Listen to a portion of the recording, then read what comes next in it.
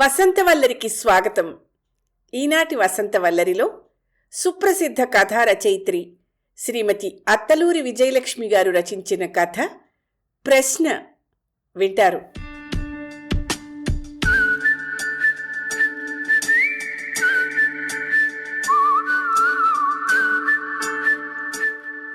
అప్పుడే 8 అయింది. నా కర్మ కాకపోతే ఇవాళే సమయం ఇలా పరిగెత్తాలా అనుకుంది ప్రభావతి. కోడలు అనన్య ఇంకా ఇంటికి రాలేదు. ఇన్నాళ్ళు అంతగా పట్టించుకోని కొడుకు హరి ఇవాళ ఎందుకో 2-3 సార్లు ఇంకా రాలేదా, రోజు ఇలాగే వస్తోందా అని అడిగాడు.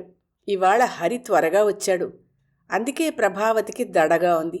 ఈ పిల్ల త్వరగా వస్తే బావుండనుకుంటూ వీధి చివరికి చూసింది. ఆవిడికి తెలుసు తనకున్న భయంలో కాసింత కూడా అనన్యకుండదని. హరి హాల్లో కూర్చుని టీవీలో వార్తలు చూస్తున్నా అతడి ధ్యాసంతా భార్య కోసమేనని ప్రభావతి గ్రహించింది. తలుపు రెక్కోటి తెరిచి అక్కడే కుర్చీ వేసుకుని కూర్చుని రోడ్డు వైపు చూస్తోందావిడ. 2 రోజుల క్రితం టీవీలో చూసిన సంఘటన ఆవిడ మనసులో ఆందోళన కలిగిస్తోంది.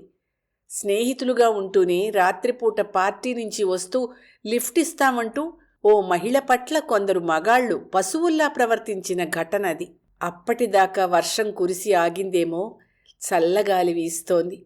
చీకటి పడిన శ్రావణమాసం అవడంతో, అందులోనూ శుక్రవారం అవడంతో ఆడవాళ్లు పిల్లలు పేరంటానికి వెళ్ళొస్తూ కాలనీలో సందడిగా తిరుగుతున్నారు. భర్త పోయాక ప్రభావతి ఎక్కడికి వెళ్లడం లేదు.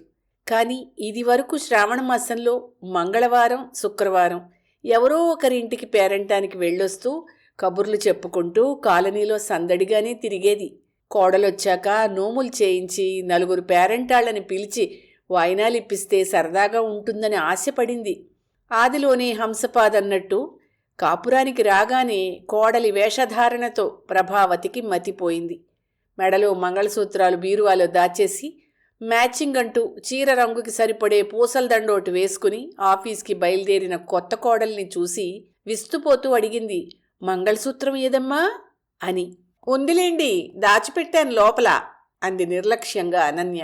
లోపల దాచడం ఏమిటమ్మా, తప్పు కదా అంది ఆవిడ ఆగలేక. నేను మంగళసూత్రాలు నల్లపూసలు తీయగానే మీ అబ్బాయికి ఏదన్నా అవుతుందని భయమా? మీరేమీ కంగారు పడకండి. ఆయనకే కాదుగా 100 ఏళ్ల జీవితం నాకు కావాలి. మరి నా ఆయుష్ పెరగడానికి మీ అబ్బాయి ఏం చేయాలి అంది నవ్వుతూనే. ఆ మాటలు గుండెల్లో ముల్లులా గుచ్చుకున్నాయి ప్రభావతికి. ప్రభావతికి 2 కొడుకులు. పెద్దవాడు గిరి, అతని భార్య ఆస్ట్రేలియాలో ఉద్యోగాలు చేస్తున్నారు. వాళ్ళకి2 పిల్లలు. రెండో కొడుకు హరి డాక్టర్. కోడలు అనన్య ప్రభుత్వ సంస్థలో పర్సనల్ ఆఫీసర్గా చేస్తోంది. కొడుకులిద్దరివీ ప్రేమ వివాహాలే. పెళ్లిళ్లు తన చేతుల మీద చేసి పెద్దరికం నిలుపుకుంది ప్రభావతి. భర్త హనుమంతరావు అకౌంటెంట్గా చేసేవాడు. అతను చనిపోయి 8 ఏళ్లయింది. 20 ఏళ్ల క్రితమే స్థలం కొని ముచ్చటైన ఇల్లు కట్టించాడు. ఉద్యోగరీత్యా దూరంగా ఉంటున్న గిరికి తల్లన్నా తమ్ముడన్నా అంతులేని ప్రేమ. హరికి కూడా తల్లన్నా అన్నగారన్నా గౌరవం. గిరి భార్య విదిత కూడా మంచిపిల్ల. ఆమె చదువే కాదు, సంస్కారం కూడా ఉన్నతమైనదే. అత్తవారింట్లో అందర్నీ అభిమానిస్తుంది. అనన్య కోడలిగా వచ్చాక శాంతి మాయమవుతున్నట్టుగా అనిపిస్తోంది ప్రభావతికి. అనన్య స్వభావం ఆ ఇంట్లో వారికి పూర్తిగా భిన్నం. తాను చెయ్యదలుచుకున్నది ఎవరు వద్దన్నా చేస్తుంది. ఇష్టం లేకపోతే ఎవరు చెప్పినా చెయ్యదు. ఇంటికి పెద్ద దిక్కైన ప్రభావతి ఏదన్నా చెప్పబోతే, మీకెందుకండి అనవసర విషయాలు, నాకు తెలిసి ఏం చేయాలో ఏం చేయకూడదో అనేస్తుంది. చాలా విషయాల్లో భార్య ఏం చేసినా హరి ఏమీ అనకపోగా, తల్లి ఏమైనా అంటే పోన్లేమ్మా తను చిన్నదే కదా, ఏవో సరదాలుంటాయి వదిలే అని భార్యనే వెనకేసుకొస్తూ వచ్చాడు. సాధారణంగా అనన్య రోజు ఆఫీస్ నుంచి ఆలస్యంగానే వస్తుంది. ఇంట్లో అటు గ్లాసు ఇటు పెట్టదు. ఇంటికి రావడం ఆలస్యం కావడంతో ఓ రోజు ప్రభావతి, ఏమమ్మా లేట్ అయింది అని అడిగింది.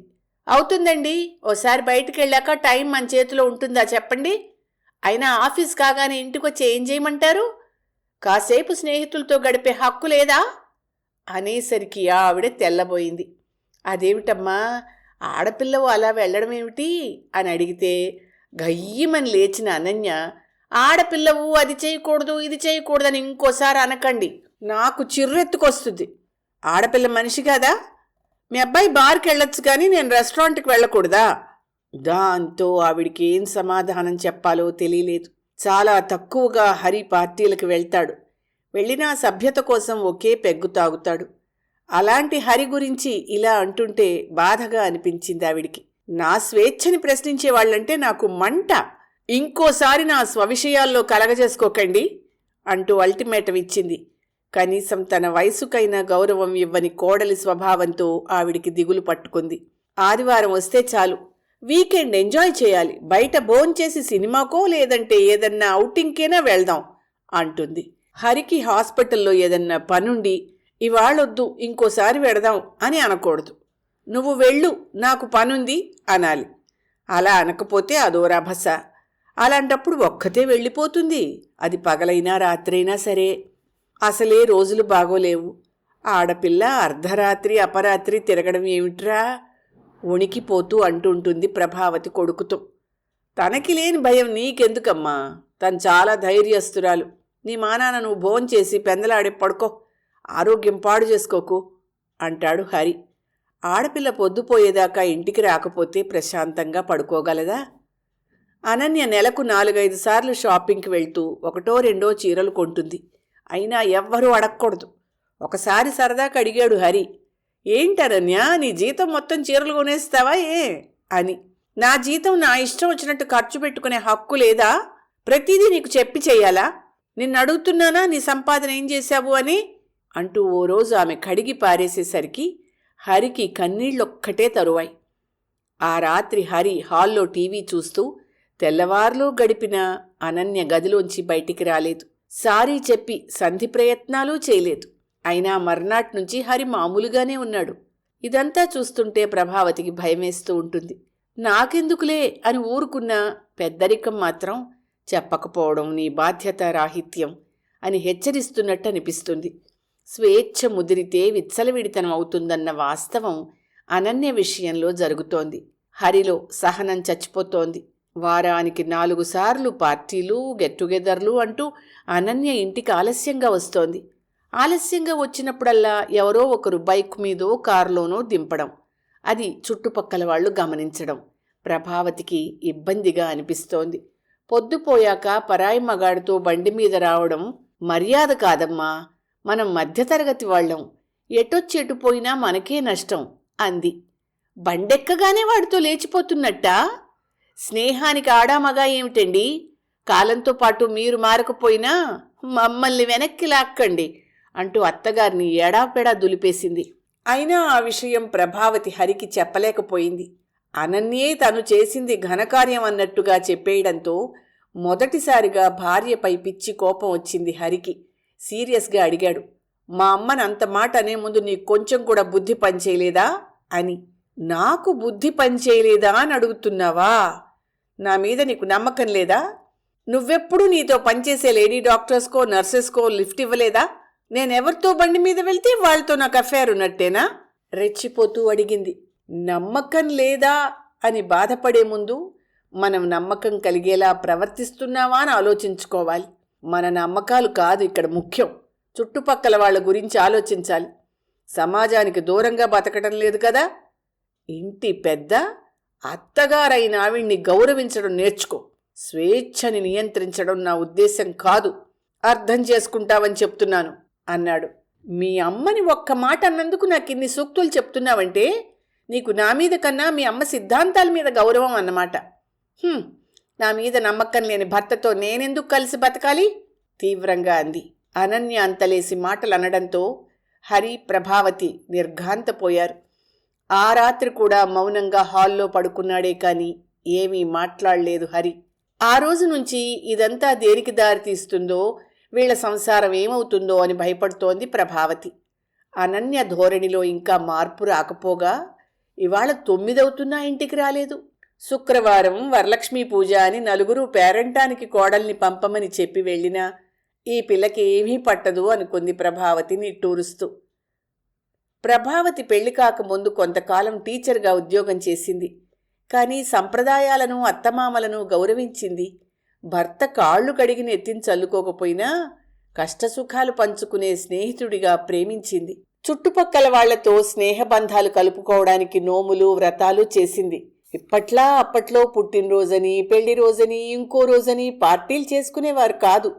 పెళ్ళిళ్ళు, సీమంతాలు, పూజలు వంటివి మాత్రమే నలుగురిని ఒక దగ్గర చేర్చేవి. ఇవాళ హరి ఎందుకో కోపంగా ఉన్నాడు. సహజంగా అతడికి కోపం రాదు. వచ్చిందంటే దాని పరిణామం ఊహించడం కష్టమే.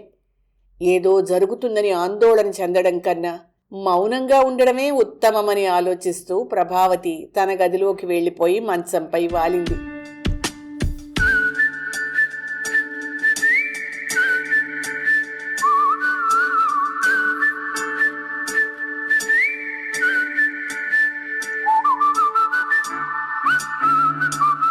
బయట కారు ఆగిన శబ్దం. బాయ్, గుడ్ నైట్ అంటూ అనన్య స్వరం. గుడ్ నైట్ అంటూ ఓ వ్యక్తి చెప్పాక కారు కదిలిన శబ్దం. అనన్యా అంటూ అరిచాడు హరి. అయినా ఆమె ఏమీ సమాధానం చెప్పలేదు. ఎక్కడికెళ్ళావు అని భర్త ప్రశ్నించినా ఆమె నుంచి జవాబు రాలేదు. ఎక్కడికెళ్ళావు ఇప్పటిదాకా? టైం ఎంతో తెలుసా? కొంచెం తీవ్రంగా అడిగాడు. అబ్బా, ఏంటి నీ దబాయింపు? నీ భార్యనా ఈ ఇంటి నౌకర్నా అంది. నువ్వెందుకు నౌకరు అవుతావు? నీకన్నీ అందించే మా అమ్మే నౌకరవుతుంది. ఎక్కడికెళ్ళావో నా ప్రశ్నకు సమాధానం చెప్పు ముందు. నీకు చెప్పాల్సిన అవసరం లేదు, వినాల్సిన అవసరం నాకుంది. నా స్వేచ్ఛని ప్రశ్నిస్తున్నావా? స్వేచ్ఛా స్వాతంత్ర్యాల గురించి చర్చించాలనుకోవడం లేదు. గతంలో మన మధ్య గొడవలు జరిగినప్పుడు చాలాసార్లు వెనక్కి తగ్గాను. ఇప్పుడు సహనం చచ్చిపోయింది. దేనికైనా కొన్ని లిమిట్స్ ఉంటాయి. నేను హద్దులు మీరి ప్రవర్తిస్తున్నానా? హద్దులేమిటో, అవి ఎందుకో చదువుకున్న దానివి, నీకు చెప్పాల్సిన అవసరం లేదు. భర్తగా నాకు నీ పట్ల హక్కుల సంగతి ఎలా ఉన్నా బాధ్యతలున్నాయి కాబట్టి అడుగుతున్నాను. జవాబు చెప్పడం బాధ్యత అని నువ్వు అనుకుంటే చెప్పు. చెప్పను. ఏం చేస్తావు? చేయడానికి ఏముంది? ఇన్నాళ్ళు ఏం చేశాను? నేను ఆధునిక యువతిని, సంపాదనాపరురాలిని. మొగుడి అదుపాజ్ఞలో ఉండే అవసరం నాకు లేదు. నేను ఇలాగే ఉంటాను. నీకు ఇష్టమైతే కలిసి ఉందాం, లేదంటే విడిపోదాం. ప్రతిరోజు ఈ తగాదాలు, నిర్బంధాలు నేను భరించలేను. నీ నిర్ణయం అదే అయితే రేపటిదాకా ఎందుకు? ఈ క్షణమే విడిపోదాం. మనల్ని విడదీయడానికి లాయర్ అవసరం లేదు. ఒక్క ద్వారం చాలు. ద్వారం దాటితే నువ్వెవరో, నేనెవరో. ఏంటి, నన్ను ఇంట్లోంచి వెళ్ళిపోమంటున్నావా? నీకెంత పొగరు? ఇది నీ ఇల్లనేగా. ఇప్పుడే వెళ్తున్నాను. వెళ్ళిపోవడమే కాదు, పెళ్లి చేసుకోబోయే ప్రతి ఆడపిల్లకి చెప్తాను, పెళ్ళైన వెంటనే అత్తారింటికి వెళ్ళొద్దు, నీకంటూ ఒక ఇల్లు ఏర్పాటు చేసుకున్నాకే పెళ్లి చేసుకోవాలి అంది. ఇక గుడ్ బై. అనన్య, వెళ్ళొద్దమ్మా, వెళ్ళకమ్మా గట్టిగా అరుస్తోంది ప్రభావతి. అమ్మా, అమ్మా, ఏమైంది నీకు? హరి కుదుపుతుంటే బలవంతంగా కళ్ళు తెరిచింది ప్రభావతి. ఏమైందమ్మా? ఏదన్నా పీడకలా? ఆవిడ మీదకి వంగి ఆప్యాయంగా అడిగాడు హరి. ఆవిడ నాలుగు వైపులా చూస్తూ అనన్యని పిలవనా అంటూ హరి తలెత్తేసరికి గుమ్మంలోనే నిలబడి ఏమైంది అని అడుగుతోంది అనన్య. ప్రభావతి అనన్య వైపు చూసి కన్నీళ్లతో అంది. అమ్మా అనన్య, నువ్వెక్కడికి వెళ్ళొద్దమ్మా. ఈ ఇల్లు విడిచి ఎక్కడికి వెళ్ళవు కదూ. అనన్య ఆవిడ మంచం వద్దకు చేరుకుని వింతగా అడిగింది. నేను వెళ్ళడం ఏమిటండి? ఎక్కడికి వెళ్తాను? ఇది నా ఇల్లు, నేనెక్కడికి వెళ్తాను? అనన్య మాటలకి తెల్లబోతూ కొడుకు వైపు చూసింది. అనన్య, అమ్మకేదో పీడకలొచ్చినట్టుంది. నిద్రలోంచి లేచింది కదా, కొంచెం వేడి పాలు తెస్తావా అని హరి అనడంతో వంటగది వైపు వెళ్ళింది అనన్య. చెక్కిళ్ల మీద కన్నీళ్లు కారిపోతుంటే ఆవేదనగా అడిగింది ప్రభావతి. మరే, మీరిద్దరూ గొడవ? ఆవిడ మాటల్ని మధ్యలో ఆపేస్తూ, మేం గొడవ పడతావేమోనని ఆలోచిస్తూ పడుకున్నావా అమ్మా? నువ్వు కోడలు మేం విడాకులు తీసుకుంటున్నట్టు కలొచ్చిందా? అయ్యో అమ్మా, అయ్యయ్యో. అయినా విడాకులు ఇవ్వాల్సినంత తప్పేం చేసింది అనన్య? కొడుకు వైపు చూసింది అయోమయంగా ప్రభావతి. నువ్వేమీ కంగారు పడకమ్మా, ఏమీ జరగదు. ఇదంతా స్వతంత్ర భావాల సంఘర్షణ. ఇదొక ఆధునిక జీవన పోరాటం. ఇందులో ఎవ్వరూ గెలవరు, ఎవరూ ఓడరు. ఈ పోరాటం కొందరి జీవితాల్లో చివరిదాకా సాగుతూ ఉంటుంది, కొందరి జీవితాల్లో మధ్యలో సమసిపోతుంది. మా జీవితంలో ఏం జరుగుతుందో కాలమే నిర్ణయిస్తుంది. అందాక మౌనంగా చూస్తూ ఉండు, నేను చూస్తూ ఉంటాను. అనన్య తెచ్చిన పాల గ్లాస్ తీసుకుని తల్లి నోటికి అందిస్తూ అన్నాడు. పాలు తాగి ప్రశాంతంగా పడుకో, సరేనా? ఆవిడ నిస్తేజంగా చూస్తూ గ్లాస్ అందుకుంది. తాగమ్మా అన్నాడు హరి తననే చూస్తున్న తల్లితో. ఆమె ఒక్కో గుక్క తాగుతూ ఆలోచించసాగింది. తను కలగన్నదా? వాళ్ల మధ్య ఏ గొడవ జరగలేదా? అనన్య ఆలస్యంగా వచ్చినా హరి ఏమీ అనలేదా? అనన్య వెళ్ళిపోతుందని భయపడ్డాడా? లేక తను బాధపడతానని అబద్ధం చెప్తున్నాడా? ఆవిడ చూపులు గోడ గడియారం వైపు తిరిగాయి. అర్ధరాత్రి 12 దాటి 15 నిమిషాలయింది. అంటే తను నిద్రపోయింది. మంచం మీద వాలగానే నిద్రపోయిందన్నమాట. కలొచ్చిందన్నమాట. మరి అనన్య ఆలస్యంగా వచ్చిందిగా. హరికి కోపం వచ్చినా ఏమీ అనలేదా? ఆవిడ చేతిలో గ్లాస్ అందుకుంటూ అన్నాడు మృదువుగా హరి. అమ్మా, లైట్ ఆర్పేస్తున్నాను. అనవసరమైన ఆలోచనలు, ఆందోళన పెట్టుకోకుండా హాయిగా నిద్రపో. నువ్వు ఆందోళన పడినంత మాత్రాన జరిగేది జరక్క మానదు కదా? ఆవిడ ప్రశ్నార్థకంగా అతని మొహంలోకి చూసింది. భుజాలు పట్టి ఆవిడ్ని పడుకోపెట్టి తలగడా సరిగా జరిపి బ్లాంకెట్టు కప్పి గుడ్ నైట్ అమ్మా అంటూ లైట్ ఆర్పి గదిలోంచి వెళ్ళిపోయాడు. అతన్ని అనుసరించింది అనన్య. సోఫాలో ఉన్న తలగడా బెడ్షీట్ తీసుకుని అనన్యతో పాటు గదిలోకి నడుస్తూ అన్నాడు హరి. అమ్మ ఇంకా పడుకొనుండదు. కలకి వాస్తవానికి తేడా వెతుకుతూ మెలకువగానే ఉండుంటుంది. కలని మర్చిపోయి వాస్తవాన్ని తట్టుకునే శక్తి తెల్లారేసరికి ఆవిడికిమ్మని ఆ భగవంతుణ్ణి కోరుకుంటూ ఈ రాత్రికి ఇక్కడే నేల మీద పడుకుంటాను. బెడ్షీట్ పరిచి తలగడ వేసుకుని వాలాడు హరి. వాస్తవానికి కలకి ఉన్న దూరం కొలవడానికి ప్రయత్నిస్తూ మంచం అంచున నిశ్చలంగా కూర్చుండిపోయింది అనన్య.